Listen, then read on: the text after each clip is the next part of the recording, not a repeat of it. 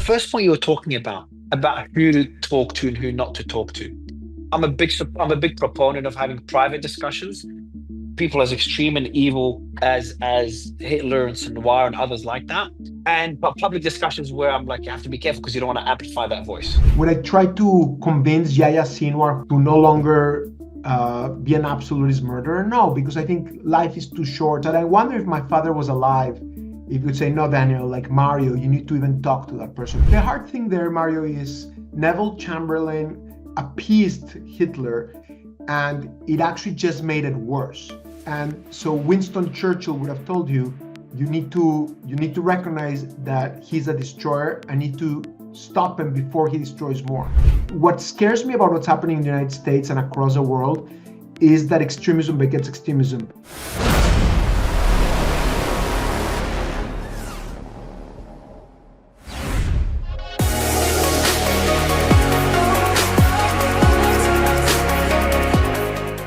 My entrepreneurial side wants to talk about what you've achieved with Kind. So like my partner, my girlfriend is in her own little bubble of life. So she doesn't follow politics. She doesn't deal with geopolitical events. She's a very peaceful person, kind, loving person.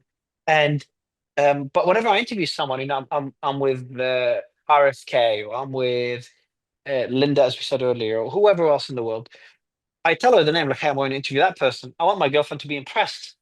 She pretends to be impressed to support me, but she's not impressed. So I'm like, I've got an interview today. I don't even tell her who. She's like, oh, who with? I'm like, I'm like, I like this one. Do you know the Kind bars you buy in the supermarket? She's like, yes, yes. I'm like, I'm interviewing the founder. Like, oh wow. I'm like, okay. And then, yeah, and then because you know the bar, and it kind of shows how much impact you actually have, and it never clicked in my mind how Kind just plays such a key role in people's lives. Obviously, I've had it as well. But it's just a cute interaction with my girlfriend that she's probably been the most impressed of this interview than any other that I've done. So tell her that I can tell that she has very good judgment. Well, Daniel, first, love your personality, and I love where your heart is. And I don't mean this in a cheesy way, because I've been listening to your story and what you were doing before Kind, the problem you were tackling before Kind. So I've covered every geopolitical event under the sun, and the one that caused me the biggest heartache, the biggest headaches, I've been the most attacked as I cover is the Gaza conflict. I, I'm very unbiased by nature. I don't judge people. You could love men, women, both. You can identify as a horse. I really don't care as long as people just do good by one another. So when I covered the Gaza war, it's a very complex one. But I was labeled a Hamas sympathizer, and I was labeled a Zionist heavily. And I've got reports that call me a Zionist. People attack me for being Zionist. Same thing for being a terrorist sympathizer. And that's kind of the cost of being in the middle. But that was the one that caused me the most issues, impacted my business as well, impacted team members that I worked with. It was such a polarizing issue. And for some reason, this is the issue that you tackled head on, even before Kind came into the picture, before you came up with Kind. So maybe the first question for you, sir, is why? Why tackle the historically polarizing and heartbreaking Palestine-Israel conflict? Yeah, no, but I agree with you that it's no deed goes unpunished ever. No good deed goes unpunished, and particularly when it comes to trying to resolve the Arab-Israeli conflict, the Israeli-Palestinian conflict. It's emotions run so high and partisanship runs so high. The reason I'm very committed to it is I grew up in Mexico City. I was born in Mexico. My father was a Holocaust survivor, and I learned about what he went through, and I promised myself to try to prevent what happened to him from happening again to others. And as I visited the Middle East, visited Israel, made Palestinian friends and Israeli friends, and a family there, I realized that this is a critical opportunity it permeates the rest of the world. And it's enlightened self-interest. It's trying to prevent what happened to my father from happening again to others, what happening to my What children. happened if you don't mind me asking, what happened to your father?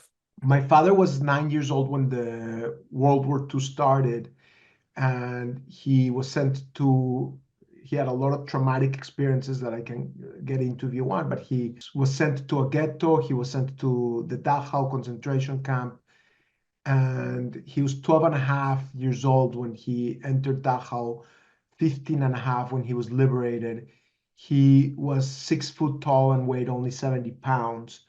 And he barely survived. But what's interesting about him, Mario, is to your point earlier, he never forgot that there were people that helped him survive from the other side, that there was a German soldier when people were not watching that threw a potato by his feet and helped him not just with the sustenance of the food, but also by looking at his eyes and recognizing his humanity. I think it helped my dad keep fighting to A survive. German soldier, you mean the German soldier looked into your dad's eyes to kind of tell him, like, fight through this? Is that what you mean? I wasn't there. I don't know enough about what the intention of the German soldier was. I think he saw a shred of humanity because remember at that point my father was almost subhuman. Like he was so underfed, undernourished, and they in ways that systematically dehumanized those prisoners.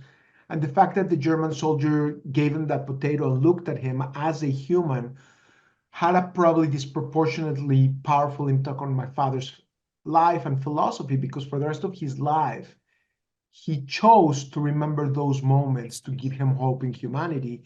And that's what he taught us. He taught us never again to allow terrorists, extremists, bad people to do those things to any other human being, to stand up against them, but also to always remember that there is kindness on the other side, that there are, even if it's just one in 1,000, that you need to make sure that you recognize that and that you build partnerships with those people.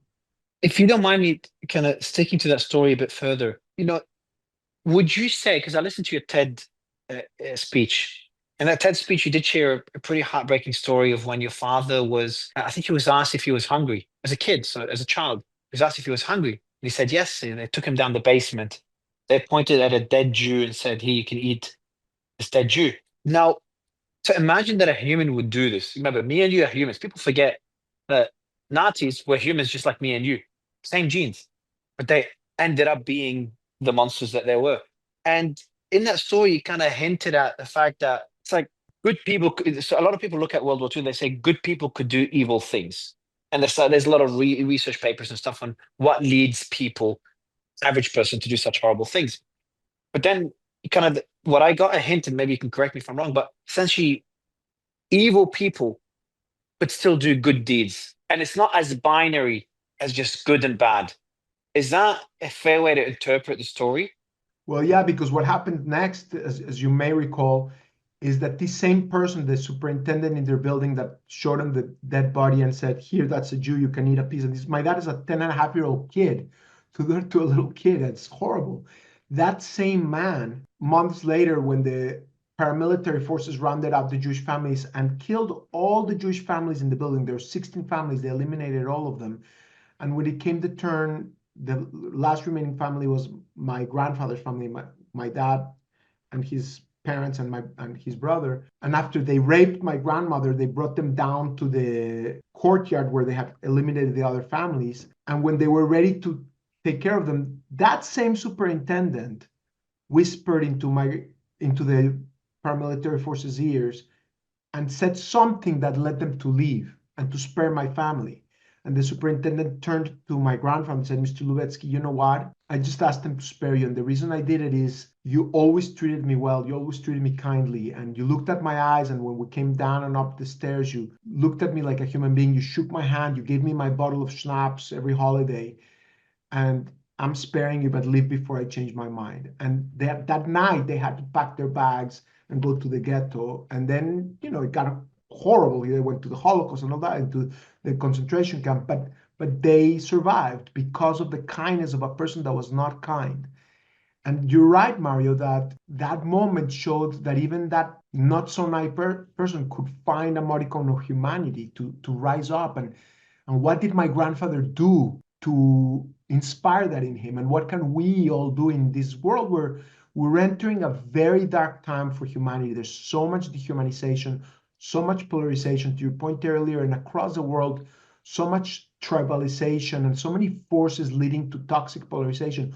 What do we all need to do to transcend those differences, to break the shackles of hate, and to try to discover the humanity in the other, and to try to build bridges? It's not easy at all, but we have to do it if we want to have a better future for our children. So how would you look? We can talk for hours, and I know everyone says this in every interview, but the reason we can talk for hours is, I'm fascinated by how you built Kind into a multi-billion-dollar business. That journey as a fellow entrepreneur is very fascinating to me.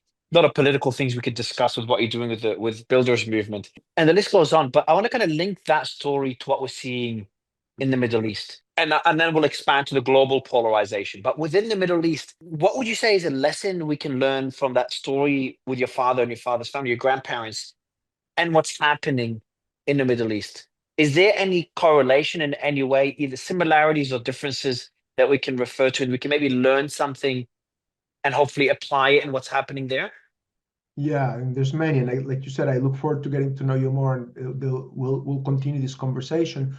But I think at the top level, I would just say that when war happens, naturally human beings become more and more tribal and more us versus them, and it's very natural. And even it has happened to me, over the last year, even though I've spent countless hours in Gaza and in the West Bank and all over Israel developing a movement called the One Voice movement that preceded the Builders movement, but it was a movement of Israelis and Palestinians, and over 1 million people joined it. And it was a movement to break the shackles of extremism and help Israelis and Palestinians propel their political representatives to follow the will of their people and end the conflict.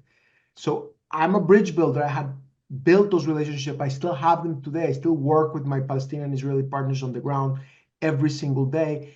And even I, seeing and witnessing the horror of October 7th and the war that ensued and all of the violence and things, I've had many moments where I myself feel more isolated, more full of pain, where I feel that my only role today is to stand up against anti-Semitism and against all the hate that's exploding for the Jewish people.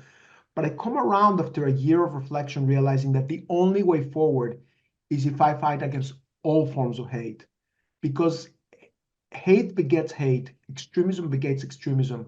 Both the Jewish and the Muslim communities have gotten a black eye over the last year. If you look at the perspectives of other people, they probably think like, oh my God, these people, like they should just kill each other. Like there is so much resentment against both peoples because war elicits those things. And the only way out is for both the Israelis and Palestinians to recognize that neither side is going to disappear. And ultimately, there needs to be a solution where the dignity and respect and kindness of both sides and safety and security is fulfilled. And it's not going to happen tomorrow. It's going to probably take generations of work to rebuild the humanity, but we need to start today.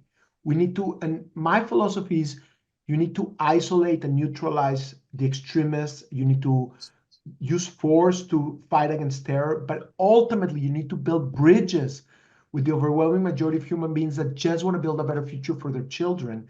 And you need to work hard to start doing that, as hard as it is, because there is no alternative. Nobody can give me an alternative that doesn't require you to ultimately discover the humanity on all sides. It's not easy. I'm not saying it's going to happen overnight, but there's no alternative unless you want to forever be killing each other and forever building hate and resentment, and that doesn't help anyone. So there is a methodology. I've worked on it for decades. We have a builder's blueprint for how to empower the builders so they can seize back the agenda, but it's going to take many years of hard work. The one thing, Mario, that everybody that's listening today needs to understand is if you don't play a role every day in how you're living your life at a minimum, in treating each other kindly, but ideally also in being an actor, a protagonist in your life, in being a builder, you're seeding the space for the vacuum to be filled by the destroyers. The number of people that are extremists is very, very, very tiny compared to people that are ordinary citizens that are just want to build. But the problem is that extremists wake up in the morning and they think, how can I advance my cause? And ordinary citizens wake up in the morning and they're like, what can I have for breakfast? And in that difference lies the problem. And unless people choose to become builders, say, I'll have my breakfast, but then I'm going to start building. I'm going to be proactive in building those bridges. Our lives will be hijacked. And An extremist who takes action to divide, demolish, and diminish is a destroyer. A citizen that chooses to become a builder and takes action to build bridges, to build schools, to build jobs, to just treat every human being with dignity, to assume positive intent and take the steps to unite and bring light to the world, that's a builder. And we all need to be builders. We don't have the alternative to be neither. If you are neither, you're sitting the space to the destroyers. If you hear my discussions with people close to me, we're so similar in the way we think. So I speak to people that are and have that mentality that all that Israel wants is to conquer land and Jews control the world and everything is because of the Jews, etc. And they always say, look, we love Jews, but we hate Zionists. But then that line between the two is just very vague, keeps moving. So I talk to them and I have to explain to them that their perspective and trying to say, look, things shouldn't be that binary. And people that are very close to me, I actually get triggered when they become too binary because they're close to me. And I hate people that are binary. I think there's a book written, I remember reading it as a kid, that says one of the most common characteristics among billionaires, not millionaires, billionaires like yourself, is that they are not binary. There's no black and white. And I also talk to people on the Israeli side, and I've got a lot of friends there. And I'd be having a chat to them. I'd be saying, look, labeling Hamas as just a group of people that are all evil, and the only way to find peace is to eradicate them. Maybe eradicate the mentality is a different discussion, but to eradicate the people is also not a solution. These are people you can actually talk to. And I've always advocated, I get criticized for it. I've advocated for dialogue between any size. Putin wants an interview, I'd love to go shake his hand. Zelensky, I'd shake his hand. Someone from Hamas, I'd go shake their hand. That will drive me. The people drive crazy. Someone from Hezbollah, shake their hand. Someone from on the Israeli side, I'll shake their hand. The reason I have that position is I'm also cognizant you can't give a microphone to everybody, and there should be limits on what is said on my platform. That's the limit I draw on what is said. But I also find what you call as building bridges, I call it dialogue. The best solution for any problem is dialogue. The alternatives always lead to more death, more chaos. That's always been my position. But it's also been a very, and by the way, you'll feel free to disagree with anything I say. I love disagreements. But I find it to be a very unpopular decision right now. And it goes back to another point you've made is that you said the people that are dividers or extremists, whatever you want to call them, they are very loud. They're the loud ones, the ones that make you think death to X, death to Y, Putin is evil, Zelensky is a scammer and just taking money from the US. The US is behind Russia, whatever position you have. Trump is evil, Kamala's evil. Those are the ones that get the microphone. Those are the ones that get on the press. Those are the ones that show up on the social media algorithms. So the 2 points I wanted to make is that first, dialogue solves everything, and I'm not sure you disagree. And I struggle sometimes to draw the line on people should not be platformed because there's some voices that shouldn't be platformed. But at the same time, dialogue solves most problems. And one example is when I had a pilot from the IDF and a Palestinian journalist together on stage talking. It was one of the most heartbreaking episodes we've had. A pilot that's bombed different locations in Gaza and a Palestinian that he's a journalist, lost multiple family members from airstrikes on my stage talking. But these are the dialogues that lead to progress. And then the second one is why you think those extremist voices are the ones that are amplified by social media algorithms and by the mainstream media. And for some reason, they resonate with people more. Okay, I have a few thoughts, so I wrote them down. The first is I find it fascinating that I speak to Jewish groups of friends that are extraordinarily smart, among the smartest people that I'll meet. And they have this binary perspective that thinks there is not one good Palestinian they all want us to kill us, and so we need to kill them all. And it's very, very binary. And I speak to Palestinian and Muslim friends that are like, Daniel, all Zionists are bad and all Jews are bad. And well, I'm a Jew. Like, and what's fascinating to me is that they don't connect the dots that just like they know that among their people, there are good people and bad people, why don't they recognize that on the other side, the same is true? There are people that are good actors and people that are bad actors. And to our earlier conversation, there's even people that were evil that become good, and there are people that were good that become bad. It's much more nuanced, and everybody should be allowed to be a protagonist. That's why I hate this victim versus oppressor identity politics dialectics, because it forces somebody, you are either good or bad, you're an evil oppressor, or you're a useless victim. We should neither be defined as oppressors or as victims. We should be judged based on how we act and recognize that any human being has the capacity to move in that direction. Now, that said, you're probably even more patient than I am. I personally don't know that you can speak to every person.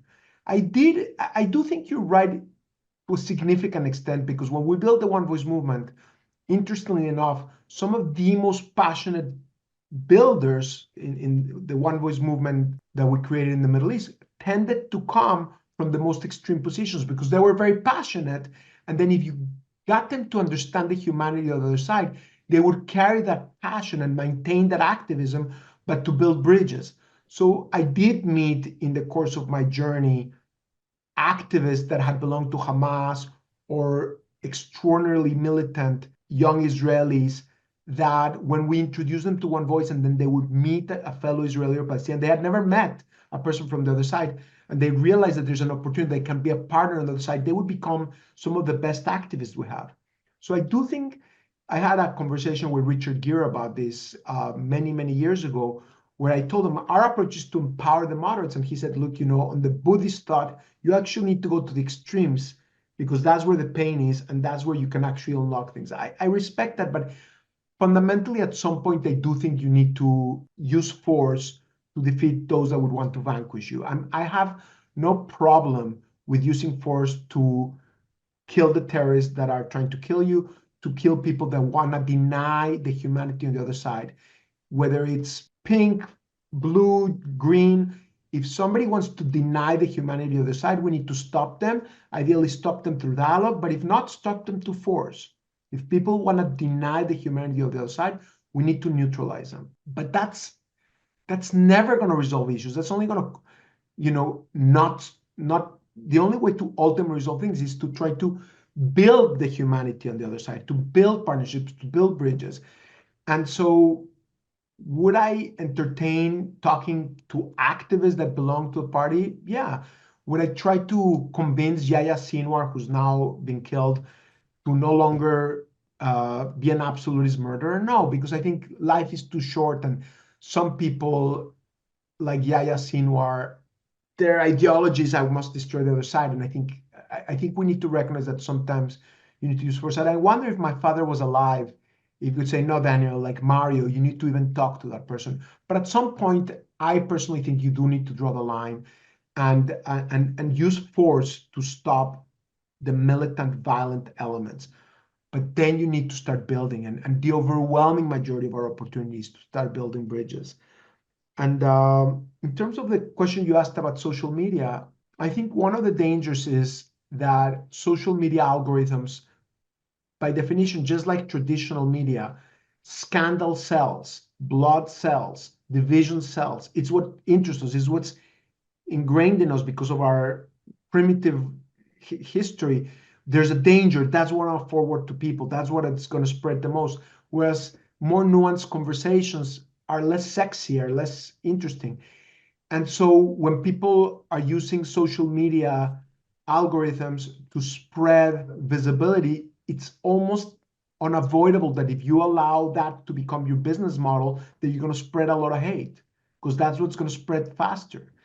And it's a very big danger. And I think we need to set some limits, either by removing complete immunity from social media, so that people have some responsibility to prevent the amplification of hate through the dissemination of hate through those channels. I think there's a difference between allowing anybody to say anything they want versus amplifying and disseminating that, and or by educating people to understand how they're being manipulated and to be more critical thinkers and critical listeners and more compassionate, and to learn how to have nuance. But right now there's a lot of forces, whether it's social media algorithms or traditional media, divisive news channels, or rigid ideologies, or dictatorships that are fomenting divisions, or a political process that's broken, which allows extremists to seize agendas more than allowing amplifying builders. There's a lot of work that we have to do through builders to try to counteract all of those forces, and we are in the process of building platforms to do so. There's so many fascinating points. So many fascinating points. Okay. So first, when the team told me, Mario, you're going to speak to the founder and CEO of Kind, I did not expect such a deep conversation. The first point you were talking about who to talk to and who not to talk to. Now, I think when you say talk to, there's the have private discussions with and have public discussions with. When you have public discussions with someone, you amplify their voice. So that's why I think responsibility matters a lot more. I'm a big proponent of having private discussions. People as extreme and evil as Hitler and Noir and others like that. And but public discussions where I'm like, you have to be careful because you don't want to amplify that voice. Now, in the private discussions, it does not mean that war is sometimes the only solution. Like if you have discussions with Hitler, and I know this is someone that no one even brings up because when you bring it up, everyone's worried about being I cancelled. use that a lot. I think it's fine. Yeah, so I'm past that stage. But Just when you a have shortcut discussions, to highlight, even if there's a available person, should we have talked to him? yeah, And exactly. And president and leaders have spoken to Hitler. Even leaders have spoken to Hitler many times before World War II. And obviously, there gets to a stage when the war starts, and Hitler, that's it. The only way, the only path forward is war, and eradication of Jews. But obviously, the only way to defeat that evil is through force. And as someone who hasn't led an army, who hasn't fought evil on such a scale, I don't have that experience. I don't know where that level, that position is. My position in life is just less death, less evil, less extremism. It's a very simple philosophy, but a very difficult one to execute. the hard thing there, Mario, is at least the way I was taught history, and I think people should question everything, but Neville Chamberlain and others appeased Hitler, and let's assume that with the benefit of hindsight, we know that he was evil, and it actually just made it worse. And so Winston Churchill would have told you, you need to recognize that he's a destroyer and need to stop him before he destroys more. But the argument against me and against my narrative and for what you said is that there's many examples in history where you're correct, where people that we painted as evil did actually, once they get some power, did actually grow up. And you can think of many Russian leaders, not Putin necessarily, but others, that Boris Yeltsin used to be extraordinarily anti-Western. Once he became the head of Russia, he was actually a very constructive partner.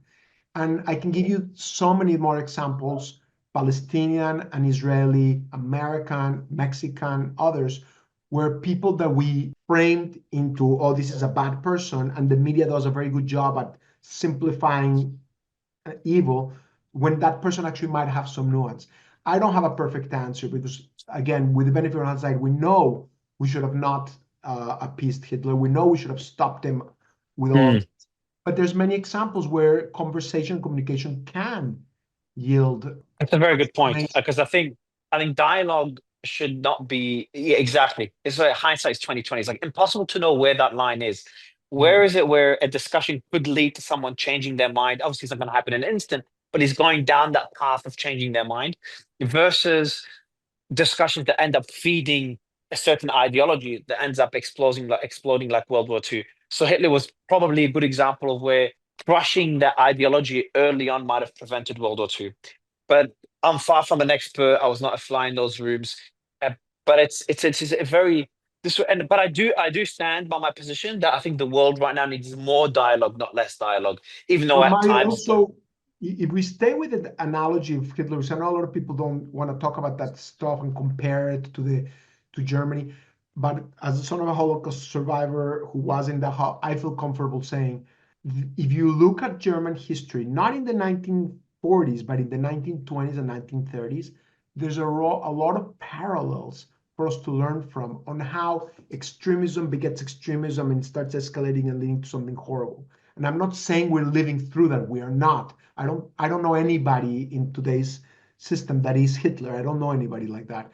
But I do see that in the 1920s and 1930s, the communists started ascending, and a lot of people were very threatened by the far left and saying, okay, we need to stop the far left. And so they allied themselves with the far right to stop the far left.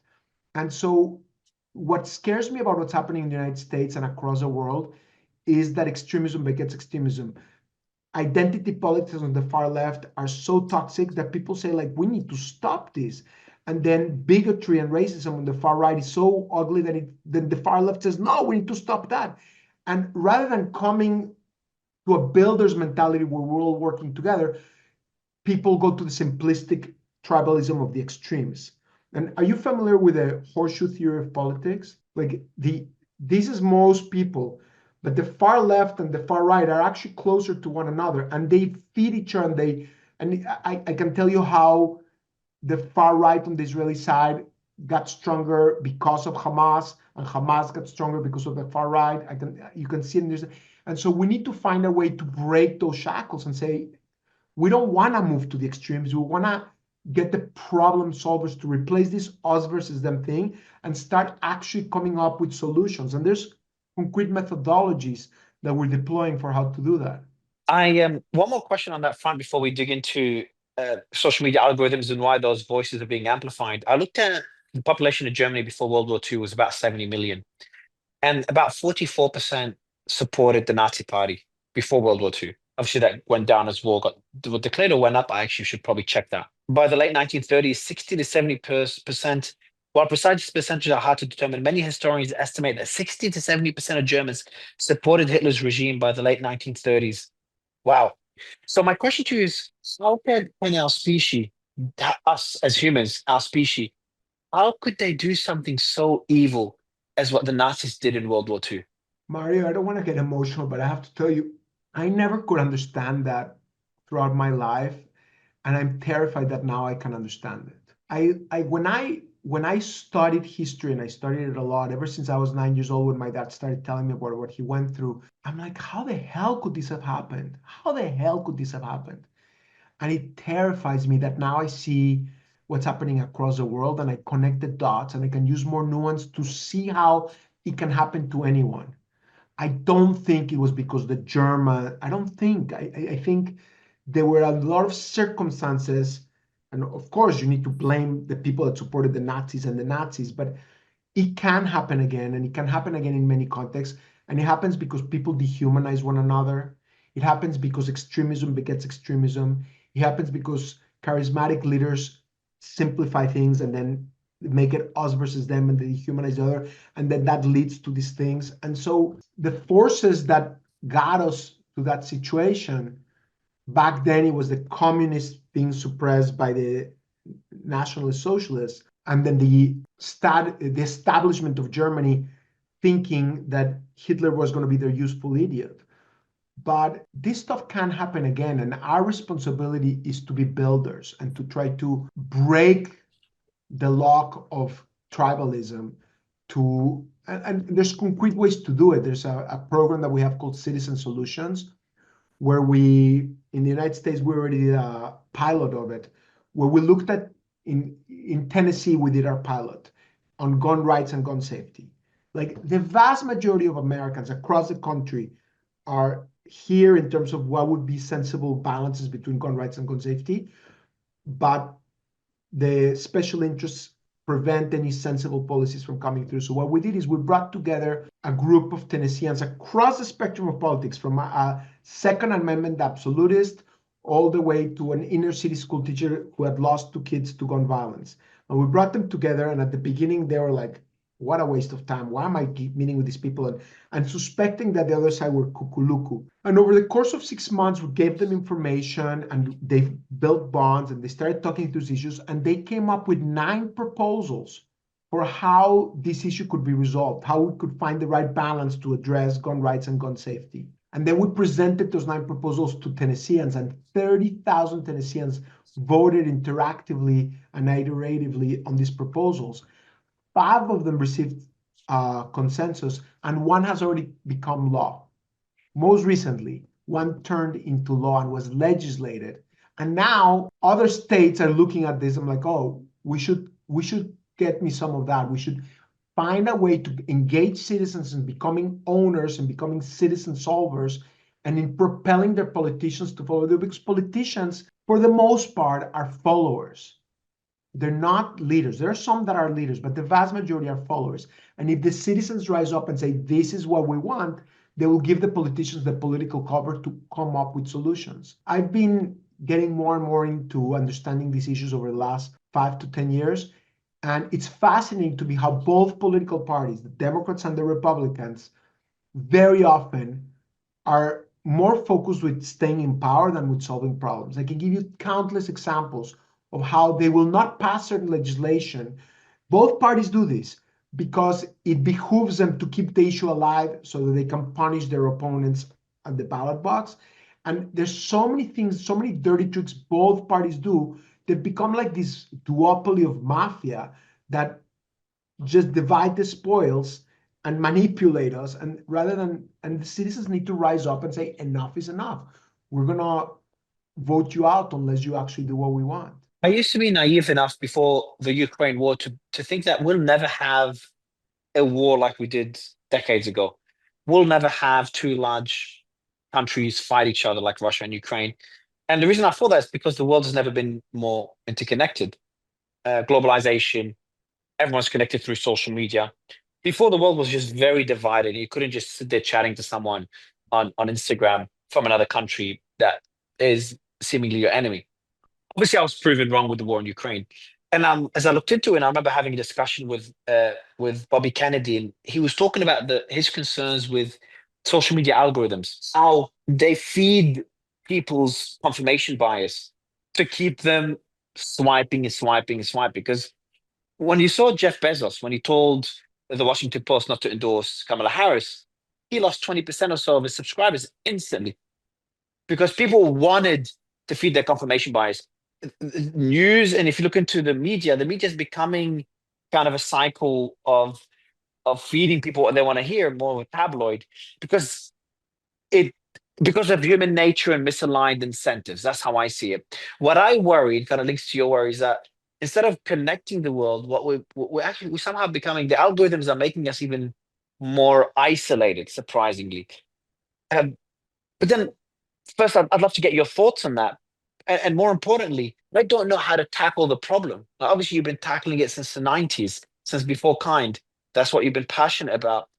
I just don't understand how you can fight this monster of the mainstream media, this monster of social media algorithms, and human nature and misaligned incentives all in one.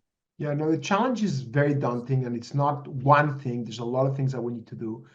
One of them is making some changes to Section 230 so that there's not complete immunity. There are some basic responsibilities to not monetize and profit from hate. I am a big believer in freedom of speech, and I do believe in general that truth will set you free. And the more that we allow people to say whatever they want to say, the more that we can then understand where people are. I think there's a lot of value in that. But it doesn't mean that you should then monetize platforming hate and defamation and lies. I think there are easy things we can do. If it's useful, I can double click to tell you examples, but let's just use that as a principle. What we're doing at Builders is we have a channel called Builders Media, which in just a year and a half or a year has already received over 500 million views and over 3 million members. It's probably nothing compared to Mario's channels, compared to you, we're babies. But we have begun to create an ecosystem where our content's not telling you what to think, but trying to help you in how you think.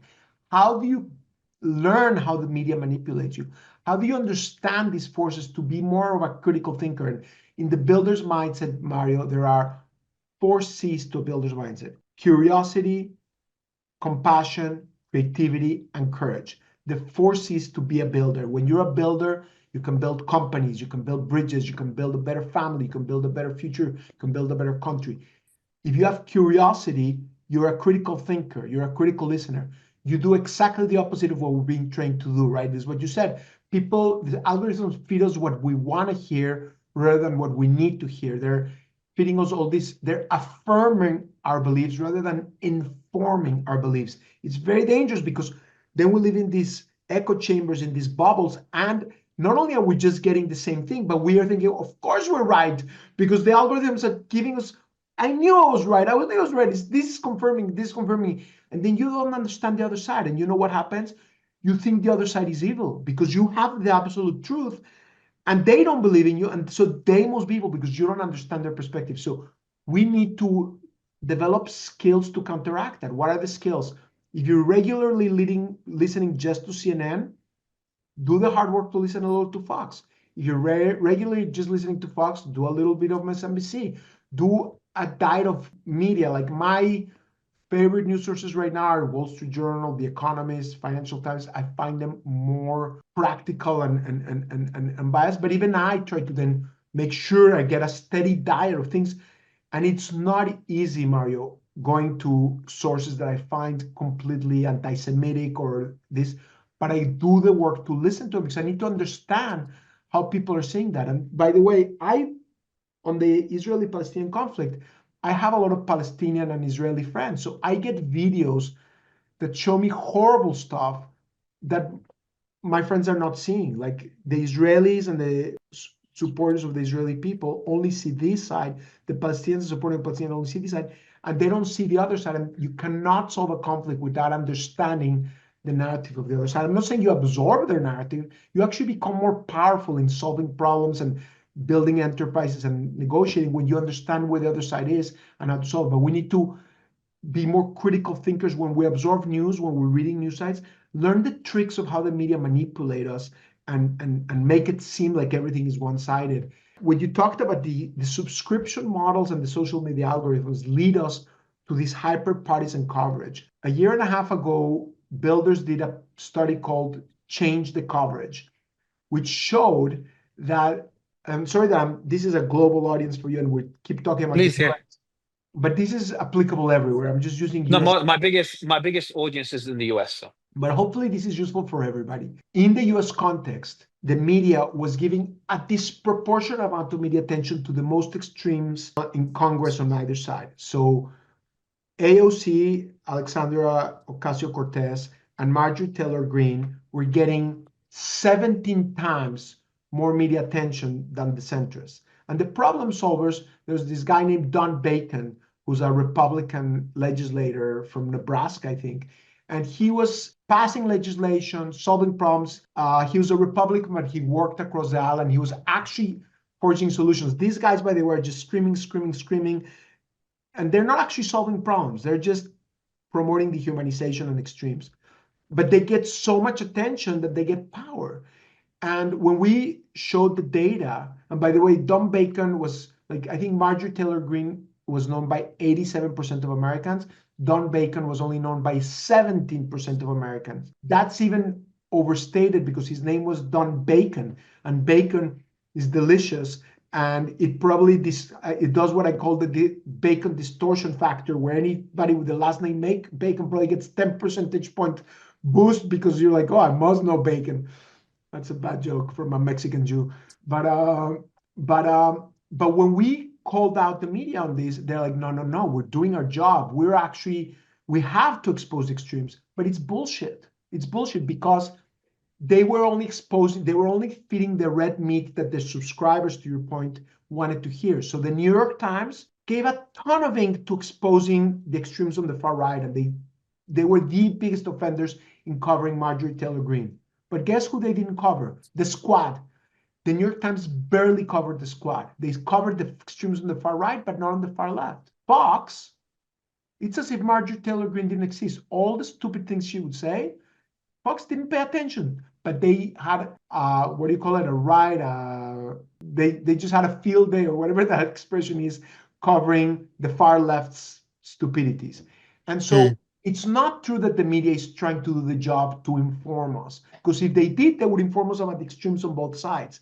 They are just throwing red meat at the extremes, and we need to hold them accountable. Demand that they start doing more builders coverage. there's something you said earlier, brother. You talked about you'd like to listen to CNN and Fox. You gave when I was younger, I used to have before getting into this world because I've been into politics since I was a kid. The two news apps that I had on my phone were CNN and Fox. I think I also had Reuters for global news, but it was mainly CNN and Fox. So I can always look at both every day. Now you talked about Section 230 and earlier you said removing complete immunity from social media. It kind of brings up a debate of censorship versus free speech or absolute free speech. Pros and cons to each. The pros to censorship is that you're able to block misinformation and hate. Sounds great. Everyone would like to do that theoretically. And the downside of censorship is that you centralize power and it gets abused, as we saw with the Twitter files, and we've seen with mainstream media, and we've seen this time and time again. Different things considered conspiracy theories becoming reality, like the lab leak theory in COVID, etc. And that's something that I learned over time. I used to be in a camp where no, censorship was good and needed. And I used to be a lot more trusting of those who censor, but that changed in the last few years. I'm agreement with I'm totally against censorship. I think it's very harmful. I'll finish and then I tell you how I would Yeah, dismiss. I'll be interested to learn more about your solution because when it comes to free speech absolutism, I was having a discussion with Dr. Gad Saad. I was with him a few weeks ago, and he was told he's a free speech absolutist. He's also very critical of those Palestinian pro-Palestine protesters, etc. He's originally from Lebanon. He's a Lebanese Jew, and he talks about, he's like, Mario, I think you'd be surprised by my position when it comes to free speech. And he used the Holocaust as an example. I'm like, Mario, I would allow Holocaust deniers to have the mic, to have a voice. And I would fight them by not censoring them, because his position was if you censor them, you feed the beast. But what you should do instead of censoring them is you fight their ideas. He talks about the parasitic mind. You fight what they're saying, you fight their hate with better ideas. That was the way to fight hate, rather than censor it.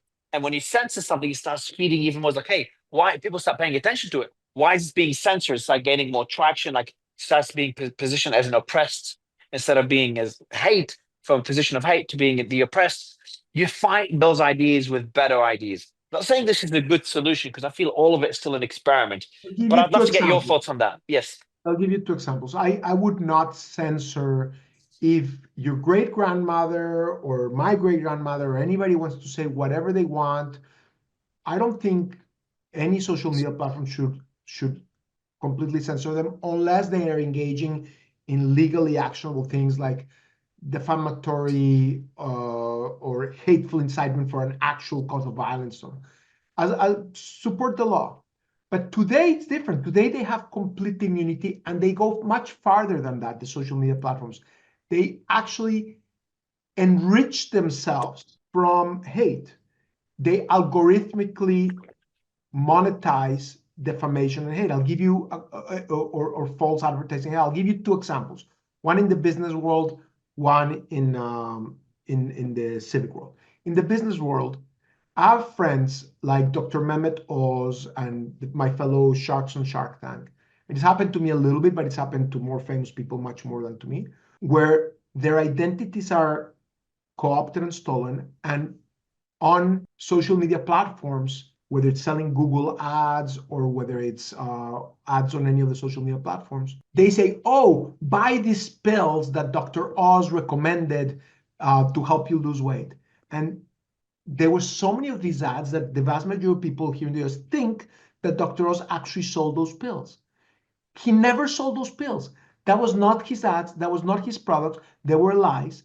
And the only recourse he had is when these thousands of claims happened, he had to go one by one by one by one by one to try to quelch them. But it's like guacamole, right? Like they'll by the time they're quelched, they've already been monetized, and they'll do it again and they'll do it again, and they're doing it all the time.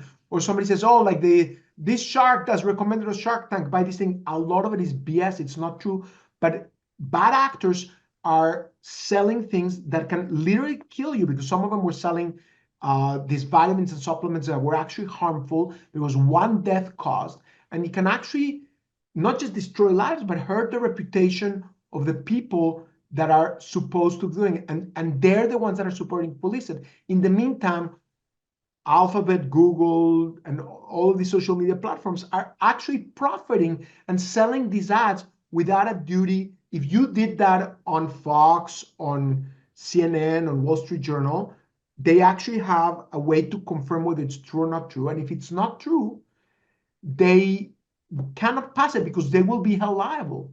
They can be held liable for taking advertisements that are false and that are co-opting and defaming another person. On their social media, these people are completely exempt and immunized, and they can monetize this stuff, it doesn't make sense. There's small patches that before monetizing ads, they should have a responsibility to make sure that they're accurate. Or an early example, you say somebody's spewing hate and trying to say that all Muslims are horrible or all Jews are horrible.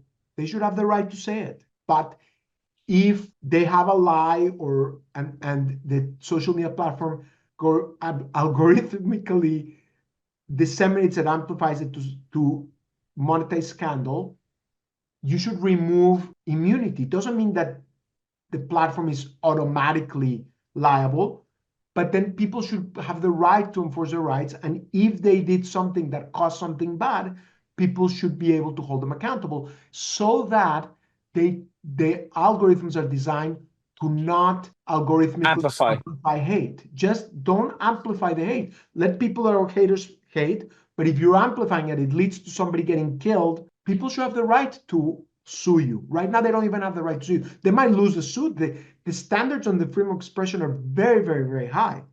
But if you immunize these platforms, then there's no accountability. True. So on that second point, so with the first point, the business one, I agree with completely. In terms of the second one, so I think there's already, I know X has talked about it, other social media companies have not been as open regarding freedom of speech versus freedom of reach. So there's another blurred line. Is that what worries me though is that once you remove that immunity, social media companies would be a lot more cautious, which is fine.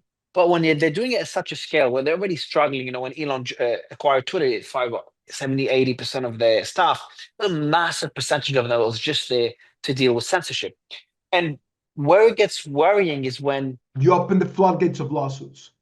you open the floodgates of lawsuits and then social media companies are like, you know what, this person's, he's saying things that he's got the right to say, but what if he says something wrong? And they end up being overly cautious.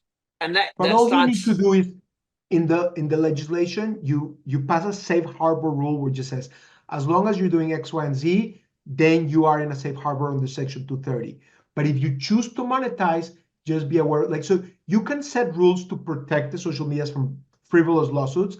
And again, you're not asking the social media companies to close those accounts or to prevent people from speaking up. You're just asking them be responsible that you're only having your algorithms amplify stuff that does not do X, Y, or Z.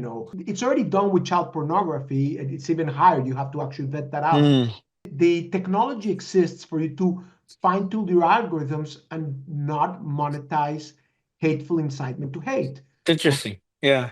I know that isn't China doing that already? So TikTok's used as an example where TikTok's algorithm in China is very different to the US. The US is Exactly. it's a free for all, and the algorithmic therefore is just feeding people whatever keeps them addicted, which generally isn't beneficial content, especially when it comes That's to even kids. going farther. Yours going much farther. What China did is like our kids are being turned into idiots. We're not going to allow that.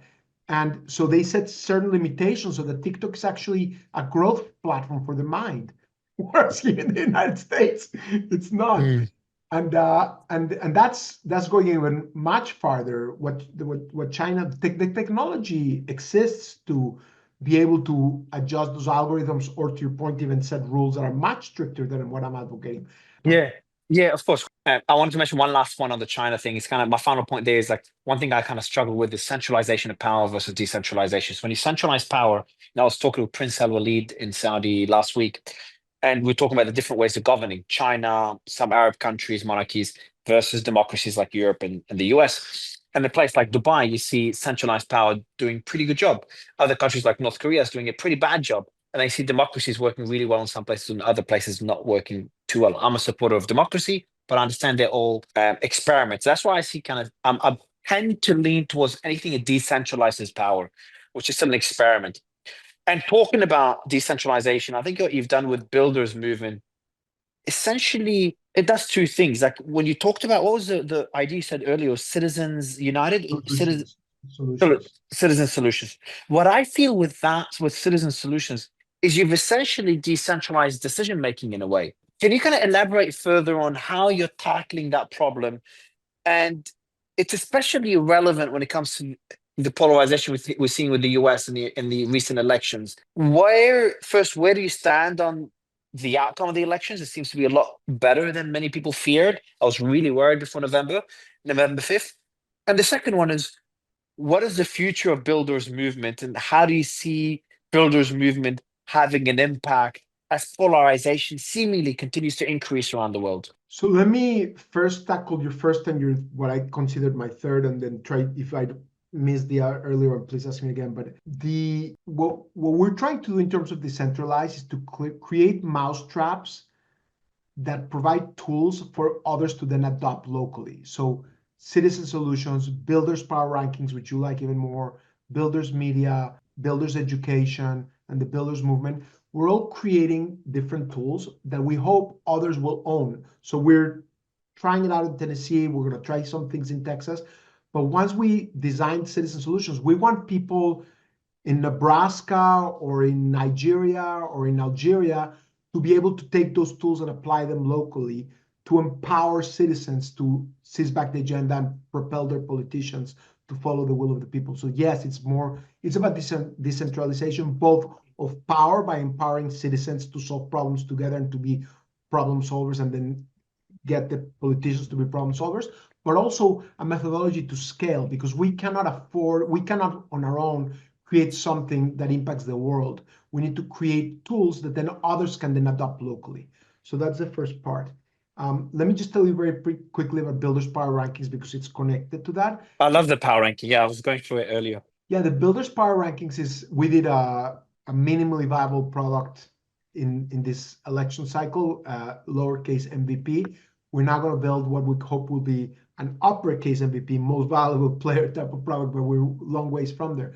But what we did is we ranked Congress members based on whether they were builders or dividers. I wanted to call them destroyers, but my team's like, no, let's be a little kinder, just builders or dividers. Maybe go. I like destroyers. By the way, maybe it's worth reconsidering. Just putting it out there.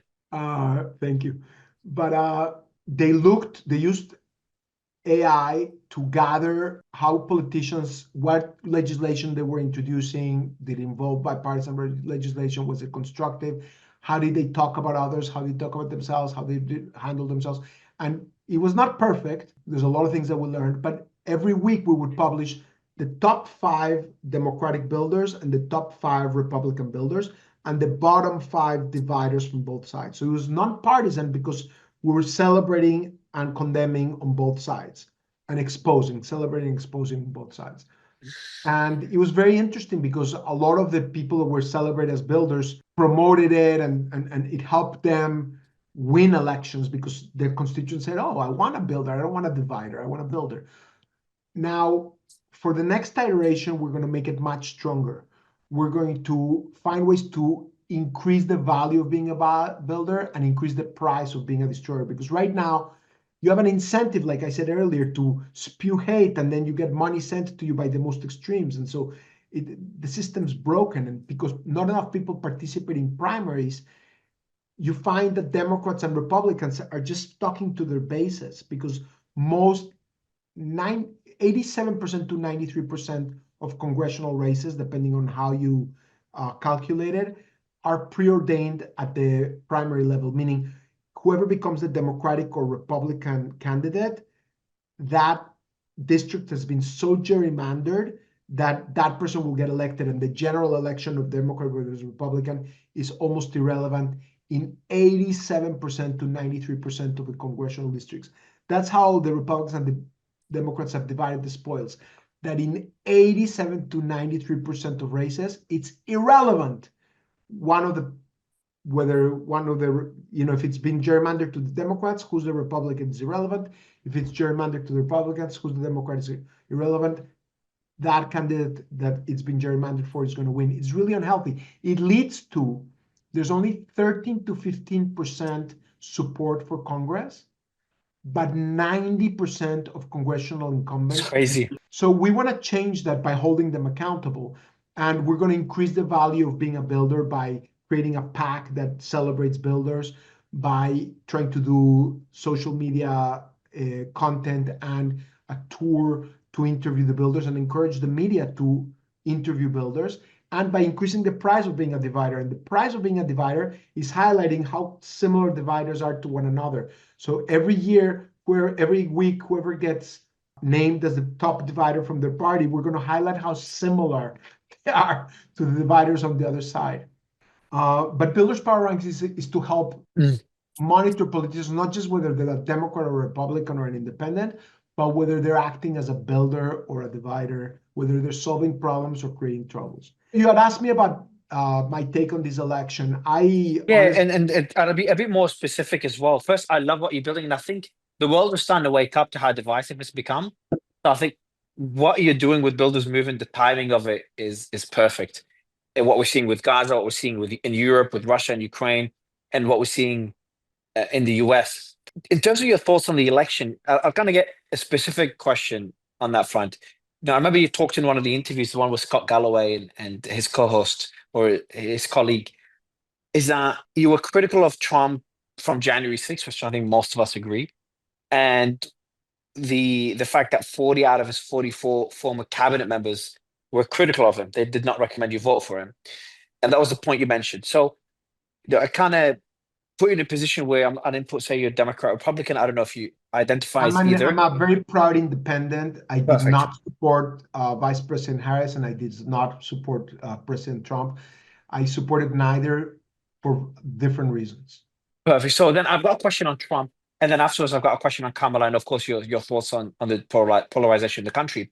When it comes to President Trump, do you feel, especially with all the data that you have through Builders Movement, do you feel he's kind of shifted more from what was the term you had, a divider, to slowly shifting more to a builder? I feel like the Trump we're seeing today, like just yesterday, he's got a new haircut. He's got obviously his crew with Elon, Vivek, RFK, and everyone else. It feels like even some people that are critical of him, they're saying in the interviews he's just acting different. I think it was Joe Rogan or Chamath that were saying that it seems to be a different Trump we're seeing today than the one we saw in 2016. Would you agree with that statement? I don't know enough yet. I know a lot of the people going into the administration are friends of mine that I respect a ton, and so in that sense, I'm hopeful. And there's a lot of people that I don't know, and I'm like, I don't know who these people are. I will say that following the assassination attempt against him, I was like, wow, this could be a very, very important moment where he realizes he has a higher purpose and unites our country. And he did that for a couple of days, and then he went back to his essence, which is a I know fight. what you're referring to. I remember what you're saying, yes. But I, I'm a very, very patriotic American. Even though I was born in Mexico, I've been in the US now 40 of my 56 years of my life. And I'm rooting for him. I want him to, we have not 1 minute to lose to unite our country and our world. And so I hope that he will become a problem solver, and I will do everything in my power to try to make America fulfill its potential, and that there's a lot of things in terms of efficiency for the government that I'm bullish about. We will see more in the coming weeks and months, and I hope that it's the case. I will tell you that what I said to Kara and Scott in the Pivot podcast, the fact that President Trump had such high negatives following January 6th, and 40 of his 44 self-appointed cabinet members refused to endorse him, and still he defeated the Democrats and trounced them, tells you something about how broken the other side is. And I find it very problematic that there's no introspection on either side. Either side just tell what they want to hear rather than what they need to hear. They're not developing the muscle of introspection. Like, how do we grow as human beings? We need to process, what did we do wrong? How can we improve? And like on the far left, they basically co-opted the Biden-Harris administration. They kept them. I very much in favor of immigration. I'm an immigrant. I think the vast majority of Mexicans that come across the border are very hard workers. I support immigration, but the border was crazily lawless. Like, it was crazy. I didn't understand it. When I would speak to my friends in the Democratic White House, I'm like, why are you allowing this to happen? And nobody had an explanation for me. I tried for months and years to understand it, because if nothing else, just as an election issue, why were they allowing this to happen? My only explanation that I have is that the far left, the Democratic Socialists of America, the DSA, called for open borders, and the Biden-Harris White House was scared of them. It's the only explanation I have.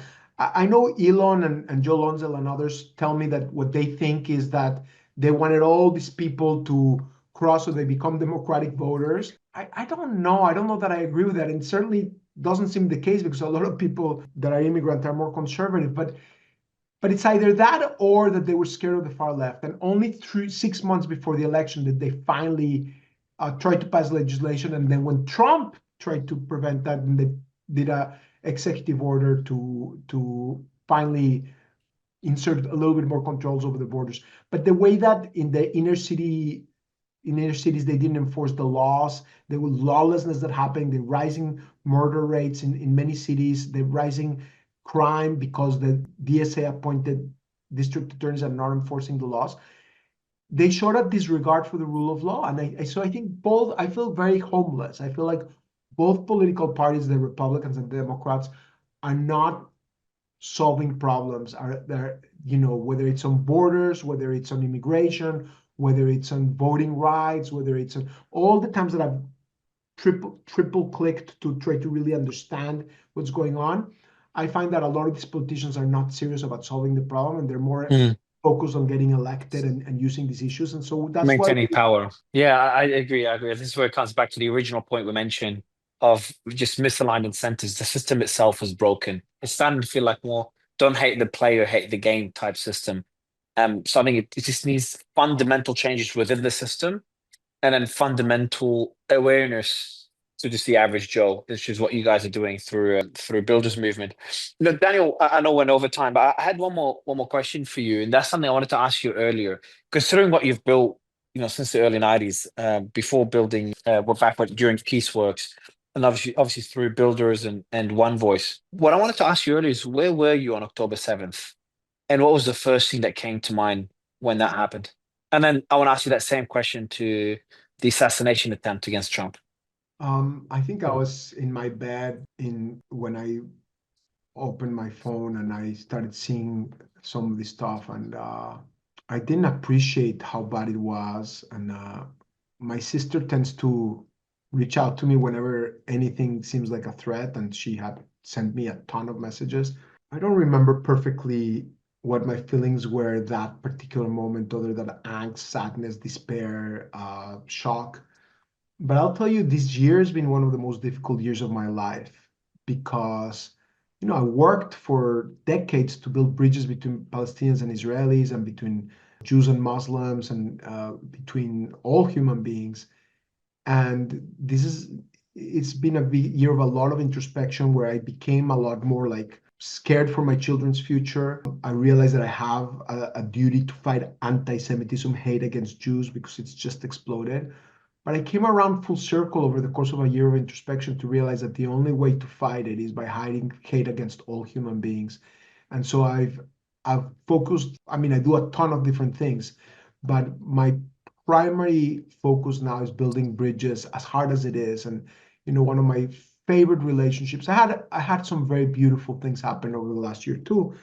And my partnership with Lonnie Ali, who's the widow of Muhammad Ali, and Muhammad was on my board in One Voice 20, 30 years ago. And Lonnie is now one of my foremost partners in building bridges. And I think she's just an incredible leader. And like her, there's many others that are very inspiring people that fight against all forms of hate and that are really, really true partners. And I choose to focus in building those bridges. I know there's a lot of disappointment from all communities about how much hate has been unleashed against them. I've thought hundreds of hours of thinking about this, and I think the only way out is to fight all forms of hate. I could give you examples of why it's essential, but I don't think you win if you're solely particularistic. There's in the Jewish concept, there's universalism and particularism.